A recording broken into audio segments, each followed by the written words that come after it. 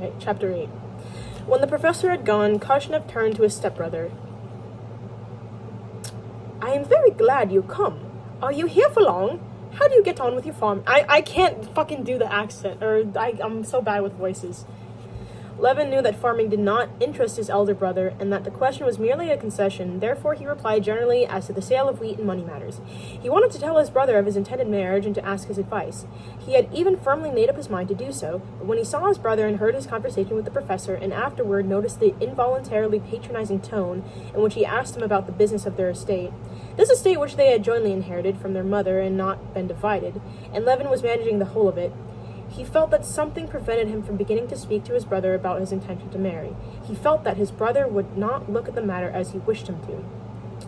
Well, and how is your Zemstvo getting on?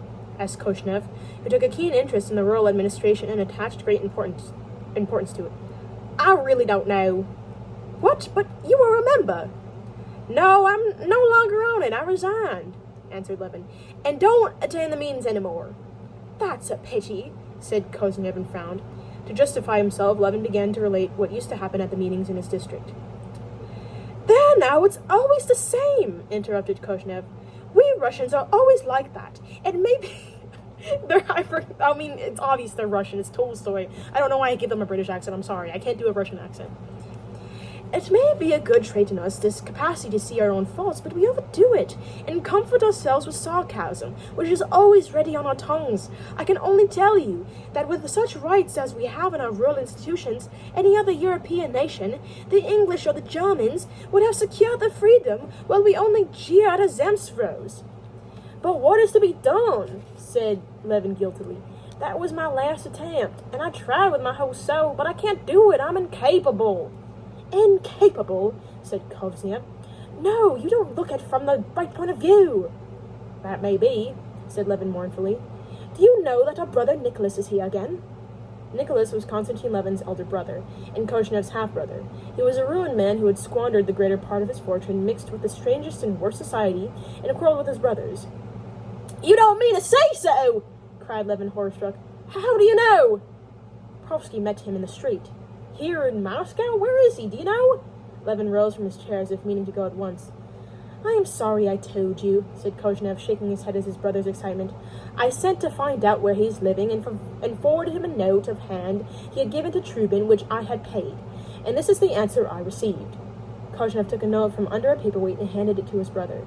Levin read the note, written in curious but familiar hand. I humbly beg you to leave me alone. That is all I demand of my dear brothers. Nicholas Levin. When Levin had read the note, holding it in his hand, he remained standing in front of Koshnev without lifting his head. A struggle was going on within him, between the desire to forget his unfortunate brother for the present, and the consciousness that this would be wrong. He evidently wants to offend me, continued Koshnev, but he cannot do that. I wish with all my heart I could help him, but I know it can't be done. Yes, said Levin.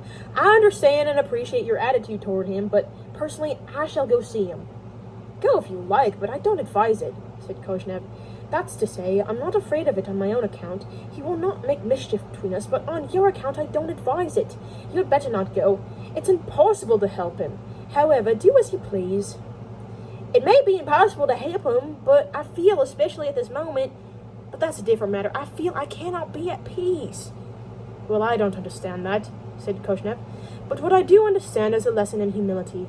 I have begun to look differently, more leniently at what's called rascality, since brother Nicholas became what he is. Do you know what he has done?